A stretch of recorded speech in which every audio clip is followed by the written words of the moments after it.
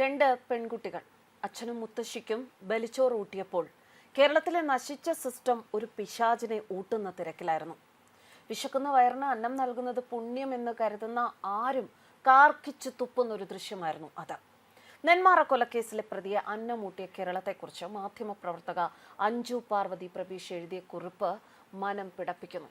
അന്നം എന്ന് പറയുന്നത് ദൈവമാണ്. എന്നാൽ അതൊരു പിശാചിന് നൽകേണ്ടി വരുന്നത് കാണുമ്പോൾ ഉള്ളിൽ നിറയുന്നത് വെറുപ്പ് മാത്രമായിരിക്കും. പലർക്കും അഭിപ്രായ വ്യത്യാസം ഉണ്ടാകും. ഒരു പക്ഷേ വിശക്കുന്ന വയർ, അവൻ ഏത് തരത്തിലുള്ള ആളായാലും അവിടെ ഭക്ഷണം കൊടുക്കണം എന്നത്. എന്നാൽ മറുവശത്ത് രണ്ട് കുഞ്ഞുങ്ങളെ അനാഥരാക്കി അവരുടെ ജീവിതം മുഴുവൻ ഒരു പെരുവഴിയിലാക്കി അവരുടെ പ്രിയപ്പെട്ടവർക്ക് ബലിച്ചോറ് ഏകുന്ന സമയത്ത് തന്നെ തനിക്ക് വിശക്കുന്നു എന്ന് പറയുന്ന ആ കുറ്റവാളിക്ക് വിഭവസമൃദ്ധമായ ഭക്ഷണം വിളമ്പുന്ന സിസ്റ്റം, ഒരു പക്ഷേ സിസ്റ്റവും നിസ്സഹായ അവസ്ഥയിലായിരിക്കാം. എന്തായാലും ഈ കുറിപ്പ് വായിക്കാം.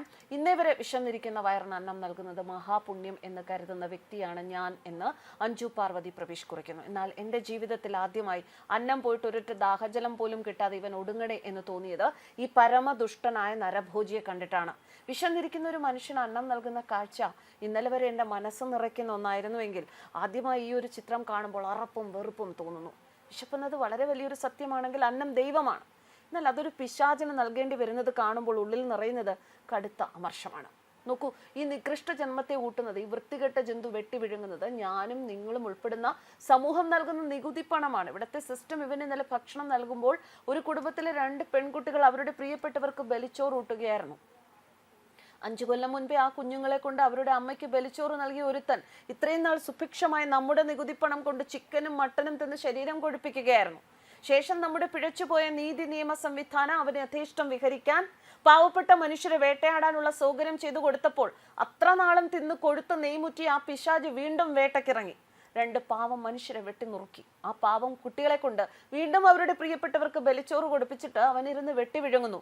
ആ പാവം കുട്ടികളുടെ ഹൃദയം പൊട്ടിയുള്ള കരച്ചിലിന് മുന്നിൽ ചെവി കൊട്ടിയടച്ച ഒരു സിസ്റ്റം ഇതാ അവന്റെ വിശപ്പിന് ശമനം വരുത്താൻ ജാഗ്രത കാണിക്കുന്നു. ഇത് ഡെവിൾസ് ഓൺ കൺട്രി. ശരിക്കും എല്ലാ പ്രതിഷേധവും നിറയുന്ന ഒരു കുറിപ്പ് തന്നെയാണ് അഞ്ജു പാർവതി പ്രബീഷിന്റെ കുറിപ്പ്. പല വിഷയങ്ങൾക്കും വളരെ ഓപ്പണായിട്ട് അഞ്ജു പാർവതി പ്രതികരിക്കാറുണ്ട്. പക്ഷെ വളരെ ശക്തമായ തൻ്റെ മനസ്സിലുണ്ടായിരുന്ന എല്ലാ വികാരങ്ങളും പ്രതിഫലിപ്പിച്ചിരിക്കുകയാണ് തൻ്റെ ഈ വരികളിലൂടെ അഞ്ജു പാർവതി പ്രബീഷ്.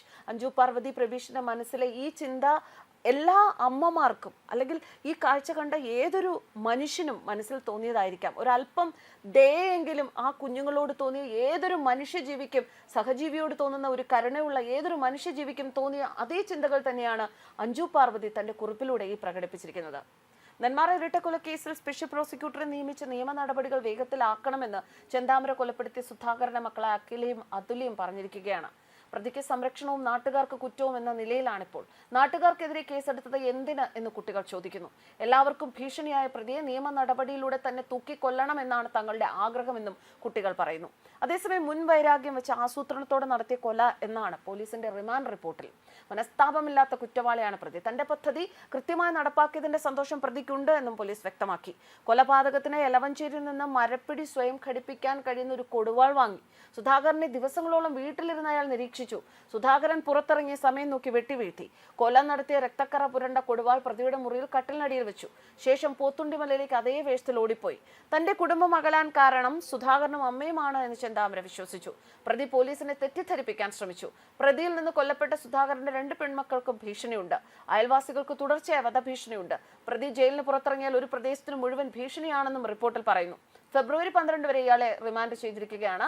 ആലത്തൂർ സബ് ജയിലിലേക്ക് ഇയാളെ മാറ്റിയിട്ടുണ്ട്. പോലീസ് പിടികൂടിയതല്ലാതെ ഏതെങ്കിലും തരത്തിലുള്ള പരിക്കുകൾ പറ്റിയിട്ടുണ്ടോ എന്നാണ് ചെന്താമരയോട് കോടതി ആദ്യം ചോദിച്ചത്. എന്നാൽ തനിക്ക് ചില കാര്യങ്ങൾ കോടതിയോട് പറയാനുണ്ട് എന്ന് പറഞ്ഞാണ് ചെന്താമര സംസാരിക്കാൻ ആരംഭിച്ചത്. തനിക്ക് യാതൊരു പരാതിയുമല്ല, ഉദ്ദേശിച്ച കാര്യം ചെയ്തു കഴിഞ്ഞു എന്നായിരുന്നു ചെന്താമരയുടെ ഭാഷ്യം. മകൾ എഞ്ചിനീയർ ആണെന്നും മരുമകൻ സ്പെഷ്യൽ ബ്രാഞ്ചിലാണെന്നും കോടതിയോട് പറഞ്ഞ പ്രതി അവരുടെ മുന്നിൽ തലകാണിക്കാൻ വയ്യ എന്നും കൂട്ടിച്ചേർത്തു.